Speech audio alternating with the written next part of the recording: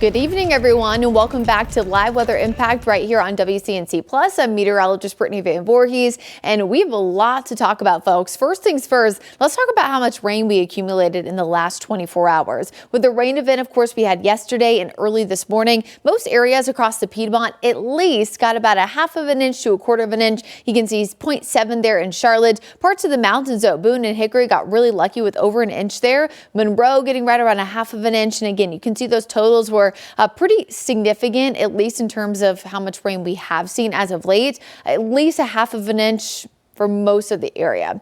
Now, feast or famine for areas just north of us over toward the Greensboro area and north, because they, of course, didn't see nearly as much rain and the consistency in which we saw the rain, especially late last night before the main cold front came in. And speaking of late last night, we had a strong cold front come in. There were areas of reported wind damage in the mountains, as well as a few reports of wind damage in parts of Cabarrus County, as well as Mecklenburg County. If you have wind damage of some sort and you want to report that to the National Weather Service, you can do so to them directly, or you can send to our team at WCNC. You can send it to myself, to Brad on Facebook, email, Instagram, whatever, and we can pass those pictures and information along to you. There was a pretty notable line of strong winds and even some kinks in parts of Gusty County near the Dallas area. So especially if you live there, make sure you're, of course, letting us know. And speaking of, again, winds, they were pretty high even outside of the main thunderstorms. We had 51, the highest wind gust there at Charlotte Douglas, 54 in Boone, and upwards of 67 in Jefferson. That's why those areas, especially Ashe and Watauga County, are under a high wind warning through this evening. And that, of course, is because of wind gusts around 50 to 60 miles an hour, but you can see there in Jefferson, it's even higher. These are normally issued not necessarily when we're under a strong storm potential or a severe storm potential. They're normally issued when it's non-thunderstorm winds. So again, once the storms have rolled out, that winds are still expected to be gusty.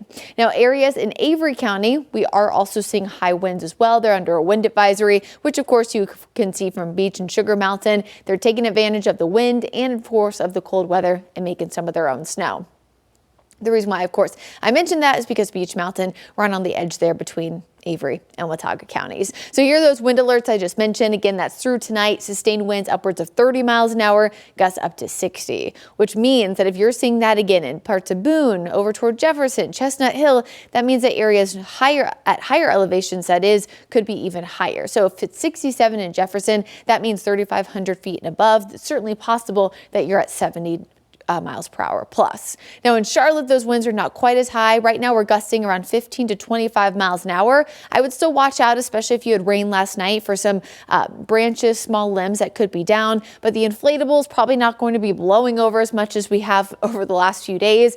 Earlier today, it was neighbor's yard, if not down the street. Now I think they're probably leaning, but should be standing tall as we head into tomorrow morning, as those winds are going to die down pretty quickly.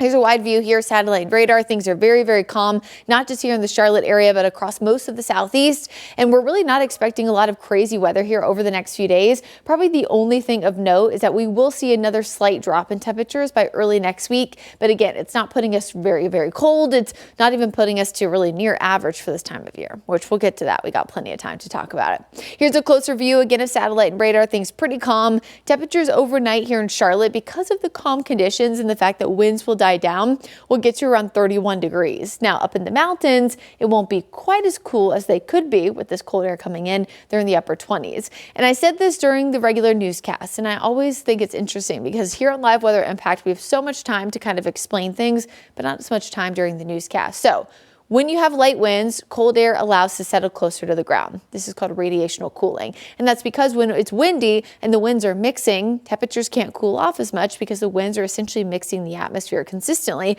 rather than allowing for them to settle. So 31 in Charlotte is indicative of those lighter winds, right? Because the cold air was able to settle closer to the ground.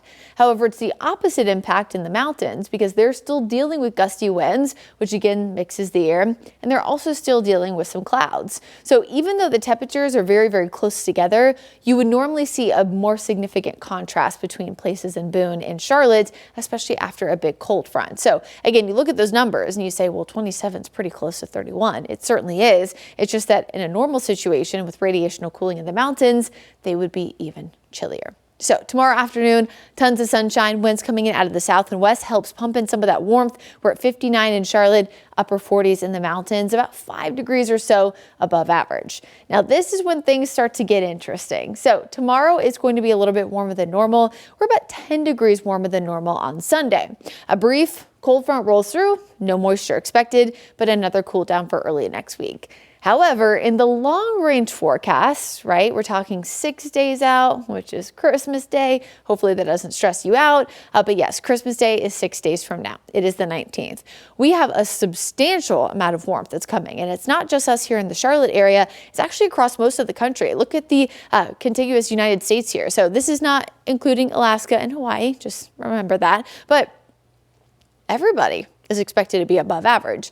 Now, I do want to remind folks that these long range forecasts that come out, this 30%, 50, 70, 90 you see at the top of your screen, that is not how much warmer than normal it's going to be. So let's say Dallas's average high is 50 and so is Charlotte's. This doesn't mean that Dallas is going to be 60 and Charlotte's going to be 55. It is the confidence level of how confident we are that these areas are going to be warmer than normal. So when you see a lighter orange or a lighter blue, you're kind of trending, less confident, right? Things could definitely change. But when you're at 50, 70, 90%, things are not changing. And in fact, here in the Charlotte area, it looks like we're getting warmer and warmer as trends start to continue. So my current forecast, and remember, this will change and adjust as we get closer to the actual holiday, but for Christmas Eve is 43 for a low, 69 for a high, 47 Christmas Day for a low, and 71 for a high. Where does this stand compared to normal? Well, lows about 10 to 15 degrees above average and closer to 20 degrees above average for the high temperatures. So pretty notable for both the low and high temperatures. But I think what's more notable is especially Christmas Day, this could actually put us here in the record books. In fact, if we are able to tie 71 degrees here in Charlotte, it would put us tied with 2021 and 1889 for, I guess technically if you look at these, you're 4 and 5, but they're average, for the fourth warmest Christmas on record. Again, it would be a tie with 2021 and 1889, but that's a lot of warmth. In fact, the warmest it's ever been on Christmas Day, 77 back in 1955. So again, when you look at the comparative to average and the fact that it really is not oftentimes 70 plus, it's actually only happened a total of about 6 times since record keeping began in 1878. So 71 in Charlotte on Christmas is pretty notable. Here's a long range forecast brought to you by Jerry Hunt Supercenter. Again, you can see the slightly warmer day tomorrow, even warmer day on Sunday. There's that small cool down Monday, Tuesday, and then we're soaring all the way up, just like Santa's going to be soaring through the sky, bringing all the kids some toys on Christmas. Long range forecast again looks very warm, folks. We'll see you later on tonight on WCNC Charlotte.